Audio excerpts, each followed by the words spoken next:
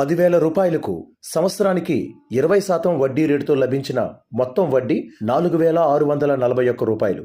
అలాగే చక్రవడ్డీ కాంపౌండ్ ఇంట్రెస్ట్ను ప్రతి అర్ధ సంవత్సరానికి తిరగకడితే ఈ మొత్తం వడ్డీ ఎన్ని సంవత్సరాల కాలానికి లభించిందో మనం ఫైండ్ అవుట్ చేయాల్సి ఉంది. సంవత్సరానికి వడ్డీ రేటు 20% అయితే అర్ధ సంవత్సరానికి 10% అవుతుంది. దీని యొక్క భిన్నం ఫ్రాక్షన్ 1/10 అని మనకు తెలుసు.